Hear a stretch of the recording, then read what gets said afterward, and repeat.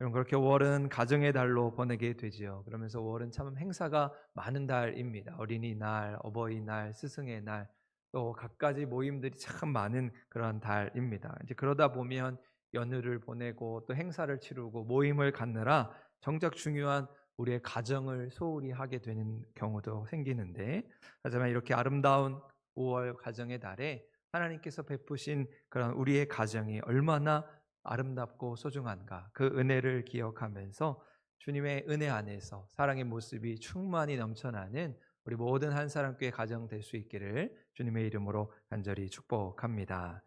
그런 의미에서 오늘은 아름다운 믿음의 전승이란 제목으로 함께 말씀을 나누려고 하는데요. 5월을 시작하면서 믿음의 가정이라고 하는 큰 주제를 정하고 5월 한 달 동안 오늘 우리의 가정에 대해서 하나님이 주시는 말씀을 묵상해 보고자 합니다. 특별히 성경에 등장하는 우리 믿음의 가정은 어떠한 모습이었는가, 우리 함께 읽고 묵상하면서 우리의 가정에 필요한 모습, 또 우리의 가정이 어떻게 하나님 앞에서 믿음으로 바로 세워갈 수 있을 것인가, 말씀을 통해서 우리의 가정이 보다 건강하고 행복하고 믿음으로 충만해질 수 있기를 바랍니다.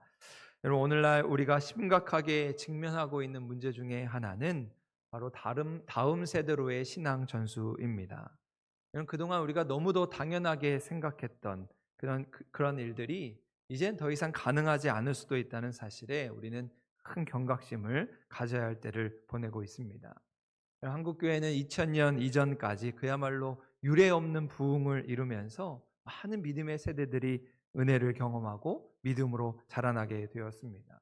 일제강점기 한국 전쟁을 보내면서 그야말로 초토화되었던 이 땅에 우리 선교사님들의 헌신, 또 믿음의 열정들이 모아져서 낙타무릎으로 기도의 자리에서 하나님의 은혜를 구하면서 나라가 부흥하고 성장하면서 그와 함께 많은 은혜의 역사가 기적처럼 일어나게 되었습니다. 그래서 이 자리에 있는 우리 대부분의 성도분들은 그러한 산 역사의 증인들이라 생각합니다.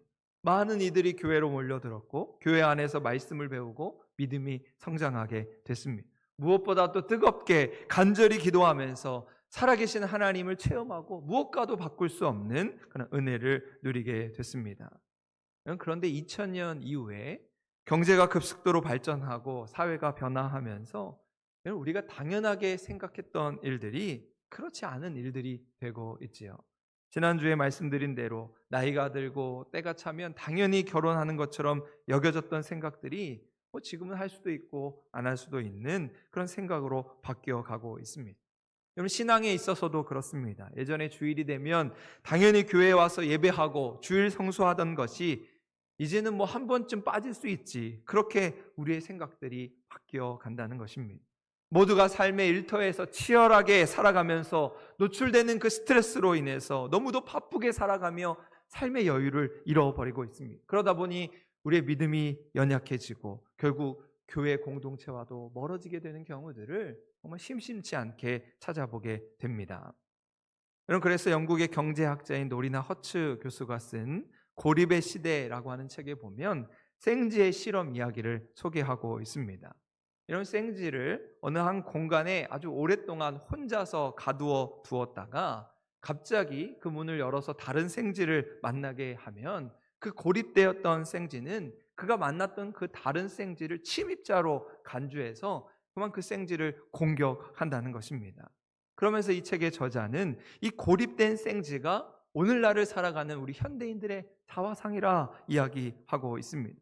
마치 요즘은 우리가 스마트폰을 하면서 다른 사람들과 연락을 주고받고 많은 사람들과 연결되어 있는 것처럼 보이지만 정작 사람들을 대면하여 만났을 때 진정한 소통이 사라져버린, 자신의 감정과 솔직한 마음을 표현하는데 너무나 서투르고 어려움을 겪고 있는 현대인들을 보게 된다는 것이죠.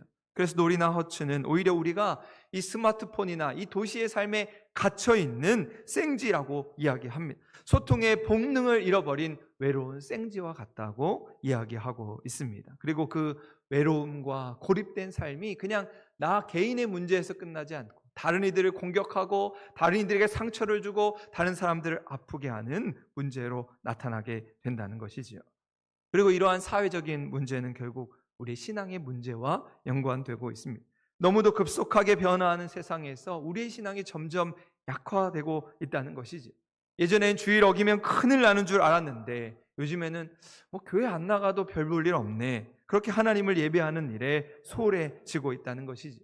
예전엔 교회가 세상의 등불이고 세상의 희망으로 사람들이 열심히 교회를 찾았습니다. 교회에서 문제를 해결 안 받고 교회에 오면 기쁨을 얻고 교회에 오는 것이 너무도 즐거운 일이었습니다. 성전에 모여 기도하는 것이 무엇보다 중요한 일인 줄 알았고 함께 모여 찬양하고 교제하면서 우리의 믿음이 자라게 되었습니다. 그런데 이제는 교회가 아닌 다른 것에서 만족을 얻고 세상의 즐거움을 쫓아 살아가는 삶이 되었다는 것이지요. 그런데 이러한 문제는 여러분 교회 학교에서 더욱더 크게 부각되고 있습니다. 여러분 코로나 시대 이후에 우리 교회가 전반적으로 약화되었지요. 그런데 무엇보다도 우리 교회 학교가 가장 크게 위축되었습니다. 당연히 어른들의 신앙이 약화되면서 어린 아이들의 신앙이 점점점 약해진다는 것이지요. 특히나 여러분 요즘은 불신자의 가정의 아이들이 교회에 나오는 것은 너무도 어려운 시대가 되었습니다. 아이들을 교회 믿고 맡겨야 하는데 교회가 그렇지 못하다는 것이죠. 예전 교회에 아이들이 차고 넘칠 때에는 교회가 너무도 즐거운 공간이었습니다. 친구들끼리 재밌게 뛰어놀고 자연스럽게 믿음이 자라갔습니다. 친구들이 자기 친구들을 서로 전도하고 주일 아침에 교회에 와서 서로 그렇게 믿음을 배우고 말씀을 배우는 교회가 아이들의 돌봄과 교육을 담당했던 것이지요.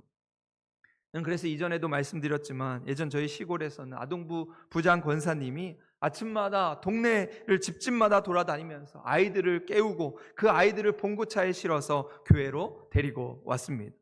또 예전에는 본인들이 바빠서 일하느라 교회는 못 나가도 아이들은 교회에 믿고 맡겼습니다. 아이들이 교회 가서 말씀을 배우도록 신앙으로 자라가도록 아이들은 교회에 보냈다는 것이죠. 그리고 아이들이 교회에 오면 간식도 먹고 재밌는 게임도 하고 너무도 즐거우니까 교회로 몰려들었습니다.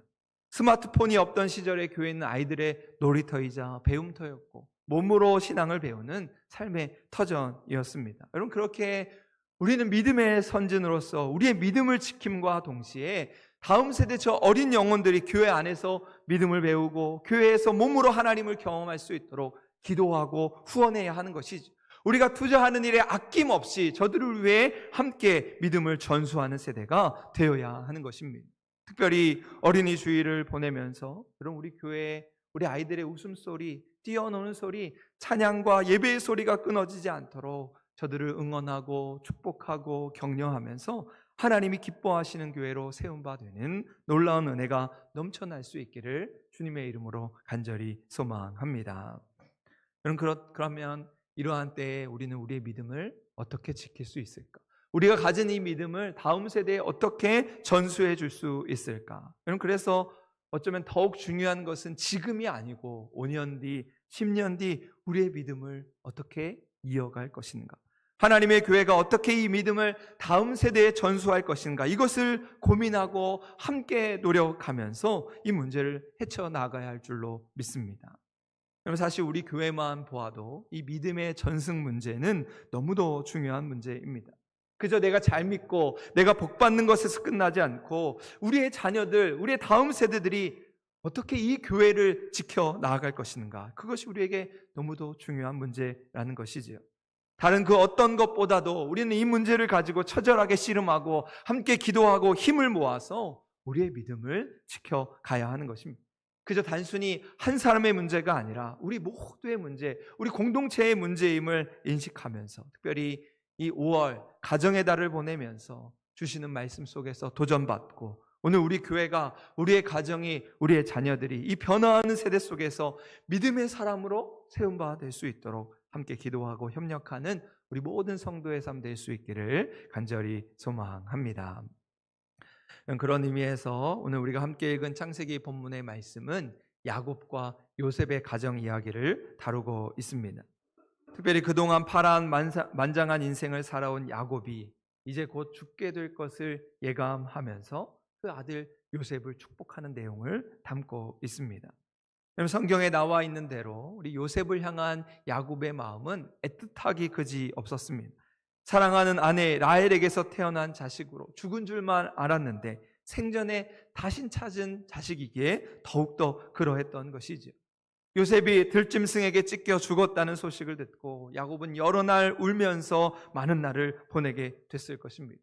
비록 남겨진 가족들이 야곱을 위로한다고는 했지만 그 아들을 잃은 마음의 상처는 아물지 않았던 것이죠. 그런데 그 죽은 줄만 알았던 아들 요셉이 애굽의 총리가 되어서 돌아왔다는 소식을 들으니 그럼 야곱이 얼마나 놀랐겠습니까? 그래서 성경은 야곱과 요셉의 극적인 상봉을 이렇게 이야기합니다. 요셉이 그의 수레를 갖추고 고센으로 올라가서 그의 아버지 이스라엘을 맞으며 그에게 보이고 그의 목을 어금맞춰 안고 얼마 동안 울매 이스라엘이 요셉에게 이르되 내가 지금까지 살아있고 내가 내 얼굴을 보았으니 지금 죽어도 족하도다. 그렇게 이야기하고 있습니다. 마치 이산가족 찾기 방송을 보는 것처럼 목을 껴안고 울다가 이게 꿈이냐 생시냐 서로의 얼굴을 보다가 야곱은 나는 이제 죽어도 여한이 없다 이야기하면서 자신이 살아온 생애의 마지막을 마감하는 순간에 있습니다. 여러분, 그러면서 야곱은 지나온 147년의 인생을 돌아보게 됩니다. 지나온 인생을 돌아보면 힘겨운 일도 많았고 속상한 일도 많았습니다. 어린 나이에 형 에서와 갈등이 심해서 타향살이를 하면서 외로움 속에 살게 되었습니다. 라헬이라는 여자에게 장가를 들었는데 다음날 눈을 떠보니 마음에도 없는 레아가 자기의 아내가 되었습니다. 한순간에 아내를 도둑맞게 되었고 삼촌 라반에게 속은 인생이 되었습니다. 또 하나님의 사자와 씨름하면서 축복을 빌었는데 그만 허벅지 관절이 부러지는 바람 절름발이의 인생이 되었습니다. 재물을 싣고 형을 만나러 가는 길에 형이 400명의 군사를 데리고 복수한다고 찾아오는 소식을 들었습니다. 사랑했던 라헬이 막내 아들 베냐민을 낳다가 길에서 죽게 되었고 가장 사랑했던 아들 요셉은 죽은 줄 알고 22년 동안을 눈물로 지내게 되었습니다. 여러분, 이렇게 돌아보면 야곱의 인생은 그야말로 험악한 인생이었습니다. 영화를 만들어도 몇 편을 만들 수 있는 그런 굴곡진 인생이었습니다. 그런데 야곱은 그 아들 요셉을 축복하는 순간에 자신의 그 험악한 인생, 굴곡진 인생이 모두 하나님의 은총이라 고백하고 있습니다. 그것이 오늘 우리가 읽었던 15절의 말씀인데요. 15절 말씀 같이 한번 읽겠습니다. 시작. 그가 요셉을 위하여 축복하여 이르되 내 조부 아브라함과 아버지 이삭이 섬기던 하나님, 나의 출생으로부터 지금까지 나를 기르신 하나님. 야곱은 지난 날을 돌아보면서 자기를 지금까지 인도하신 하나님을 고백하고 있습니다. 내가 지금까지 이만큼 살아온 것은 나를 기르신 하나님 덕분이었다. 한시도 눈을 떼지 않으시고 나를 포기하지 않으시고 나를 기르신 하나님 덕분이라 고백하고 있습니다. 지난날 도망자의 신세로 광야를 헤맬 때에는 몰랐는데 그 고독과 외로움의 순간에 하나님 한시도 떠나지 않으시고 나를 기르셨다 고백하고 있습니다. 20년 고생하면서 외삼촌에게 속고 살 때에도 하나님은 자신을 기르고 계셨다. 아들이 죽었다는 소식을 듣고 아내가 죽고 난 뒤에 하늘이 무너진 것 같았는데 그때에도 하나님은 자신을 기르고 계셨다고 고백하는 것이죠. 여러분, 우리도 살면서 많은 순간 이런 어려움을 당하고 눈물을 흘리며 탄식 가운데 살아갈 때가 있습니다. 너무 힘들어서 너무 막막해서 가슴이 먹먹해질 때가 있습니다. 하지만 야곱을 기르신 하나님께서 오늘 우리의 목자 되셔서 우리를 푸른 초장으로 인도하시고 좋은 꼴을 먹이시며 선하신 길로 인도하실 줄로 믿습니다. 한순간도 우리에게 눈을 떼지 않으시고 앉으나 서나 우리를 지키고 계심을 믿으시기 바랍니다. 여러분, 모세가 광야 40년의 세월을 끝내면서 이렇게 고백합니다. 광야에서도 너희가 당하였거니와 사람이 자기의 아들을 안는 것 같이 너희의 하나님 여호와께서 너희가 걸어온 길에서 너희를 안으사 이곳까지 이르게 하셨다고 말씀하고 있습니다. 여러분, 광야 40년의 세월이 얼마나 고단했겠습니까? 목이 마르고 배가 고팠던 것이 광야의 길이었습니다. 들짐승이 위협을 하고 전쟁과 전염병에 노출되었던 것, 생각하기도 싫은 것이 바로 광야의 길이었습니다. 그런데 모세는 그 광야의 생활을 마감하면서 그 모든 것이 가능했던 것은 하나님께서 광야의 길 내내 우리를 안고 여기까지 인도하셨음이라 고백하고 있습니다. 사람이 자기의 아들을 안아서 키우는 것처럼 하나님이 우리를 품에 안으시고 인도하셨다 고백하는 것이지요. 그리고 모세는 이어서 이렇게 고백합니다. 신명기 2장 7절의 말씀인데요, 같이 한번 읽도록 하겠습니다. 시작. 내 하나님 여호와께서 내가 하는 모든 일에 내게 복을 주시고 내가 이 큰 광야에 두루 다님을 알고 내 하나님 여호와께서 이 40년 동안을 너와 함께 하셨으므로 내게 부족함이 없었느니라. 아멘. 여러분, 어떻게 광야에 부족한 것이 없겠습니까? 물도 부족하고 먹을 것도 부족하고 자는 것, 입는 것 다 부족한 것 투성이입니다. 그런데 모세는 하나님께서 우리를 안으시고 우리에게 복을 주셔서 부족한 것이 없었다고 고백하고 있습니다. 그것은 바로 기르시는 하나님, 우리를 안아 인도하시는 하나님을 믿었기 때문이죠. 하나님의 보이지 않는 손길로 우리의 곤고한 삶을 어루만져 주시고 보살펴 주시고 위로하신 하나님, 그 하나님이 지금 내 곁에 계시다는 그 사실 하나만으로 믿음의 고백을 드리게 된 것입니다. 여러분, 오늘 야곱은 그러한 믿음을 가지고 아들 요셉을 위해 축복하며 기도하고 있습니다. 할아버지 아브라함과 아버지 이삭의 삶에 개입하셨던 그 하나님, 또한 자신의 목자 되셔서 자신을 기르시고 인도하셨던 하나님께 요셉과 그의 아들들, 자손들을 축복하면서 그들의 미래를 하나님께 부탁하고 있습니다. 복을 가로채던 자였던 야곱이 이제는 복을 빌어주는 자로, 축복하는 자로 살아가게 된 것이죠. 그리고 전하는 축복의 기도가 우리 16절에 이어집니다. 우리 16절 말씀도 같이 한번 읽겠습니다. 시작. 나를 모든 환난에서 건지신 여호와의 사자께서 이 아이들에게 복을 주시오며 이들로 내 이름과 내 조상 아브라함과 이삭의 이름으로 칭하게 하시오며 이들이 세상에서 번식되게 하시기를 원하나이다. 아멘. 이 구절에서 주목하고 싶은 부분은 우리 중간 부분에 내 이름과 내 조상 아브라함과 이삭의 이름으로 칭하게 하시오며 라고 하는 구절입니다. 사실 이 구절을 딱 읽으면 그렇게 내용이 우리 마음에 한 번에 와닿지는 않습니다. 그래서 이 구절을 다른 성경 번역으로 보면 이렇게 번역을 하고 있습니다.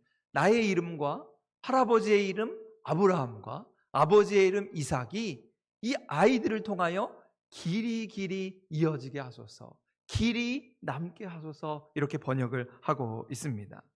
단순히 이 구절을 피상적으로 보면 그저 후손들이 번창하게 되기를 원합니다 라는 기원의 내용을 담고 있습니다. 하지만 야곱의 마음 가운데는 그가 가진 믿음, 그가 가진 신앙이 우리 자녀들을 통하여 길이 이어지기를 바라는 마음으로 축복하고 있는 것이죠. 아브라함의 하나님, 이삭의 하나님이 나 야곱의 하나님으로 이어지고 이 야곱의 하나님이 우리 요셉의 하나님, 요셉의 아들들의 하나님으로 이어져서 지금껏 자기를 기르고 돌보셨던 하나님께서 이 자녀들의 삶을, 이 아이들의 삶을 인도해 주시기를 바라는 축복의 기도를 담고 있는 것이죠. 여러분은 자녀들에게 무엇을 물려주고 싶으십니까? 오늘 우리가 가진 신앙, 하나님을 향한 믿음이 이어져서 야곱처럼 내가 믿었던 하나님을 우리 자녀들이 기억하고 우리 손주들이 기억하면서 우리 할아버지가 믿었던 하나님, 우리 어머니가 믿었던 하나님을 기억하고 간증하는 믿음의 세대 될 수 있기를 바랍니다. 그래서 야곱의 후손들은 기도할 때 사랑의 하나님, 전능의 하나님 이렇게 기도하지 않고 아브라함의 하나님, 이삭의 하나님, 야곱의 하나님을 부르며 기도했습니다. 여러분, 오늘 우리의 이름이 야곱의 이름처럼 될 수 있기를 바랍니다. 그래서 우리의 자녀들, 우리 손주들이 기도할 때 우리 할아버지처럼, 우리 아버지처럼 믿음을 지킨 세대로 믿음을 기억하며 기도할 수 있기를 바랍니다. 우리가 말씀을 따라 살아온 것을 우리 자녀들이 기억하고 내가 세상을 떠나도 하나님을 섬기며 살았던 그 믿음의 터전 위에 우리 자녀들을 번성하게 해 주십시오. 하나님, 우리 자녀들, 우리 가정을 축복해 주십시오. 기도할 수 있기를 바랍니다. 여러분, 자녀들에게, 손주들에게 주고 싶은데, 더 많은 것을 주고 싶은데 줄 것이 없으신가? 그렇다면 내가 살아있을 때 하나님이 기억할 만한 믿음의 삶을 살아갈 수 있기를 바랍니다. 하나라도 더 순종하고 하나라도 더 말씀을 지키고 하나라도 더 섬기는 사람이 되어서 기도의 자리에서, 믿음의 자리에서 자녀들을 위해 축복하며 기도할 수 있기를 바랍니다. 그래서 지금 내가 주지 못하는 것들, 그것을 하나님께서 책임져 주시고 훗날에 우리 자녀들을 더 번성케 하시는 복을 구하는 성도 될 수 있기를 바랍니다. 여러분, 그래서 야곱은 요셉을 축복하면서 오늘 16절 뒷부분에 이들이 세상에서 번식되게 하시기를 원하나이다 축복하고 있습니다. 야곱은 자손들이 땅에서 크게 불어나게 해달라고 기도하고 있는 것이죠. 그런데 이 기도가 야곱의 기도로 끝나서는 안 될 것입니다. 오늘 우리가 살아가는 이 저출산의 시대에 생육하고 번성하는 축복의 말씀이 절실히 필요한 시대가 되었습니다. 사람들의 믿음이 약해지고 교회 성장이 멈춘 이때에 생육하고 번성하라는 축복의 말씀이 너무도 중요한 시대가 되었습니다. 그렇게 오늘 우리의 가정에, 우리의 교회에, 이 나라와 민족에 번성케 되기를 원합니다. 축복의 기도가 응답되는 은혜가 넘쳐날 수 있기를 주님의 이름으로 간절히 소망합니다.